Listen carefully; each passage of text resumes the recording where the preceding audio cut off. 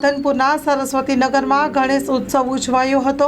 રાધનપુર શહેરના મસાલી રોડ પર આવેલ સરસ્વતીનગર ખાતે મહિલા મંડળ દ્વારા 5 દિવસના ગણેશ ઉત્સવનું આયોજન કરવામાં આવ્યું હતું। ગણેશ ચતુર્થીના દિવસે ઇકો ફ્રેન્ડલી ગણપતિની મૂર્તિની સ્થાપના કરવામાં આવી હતી।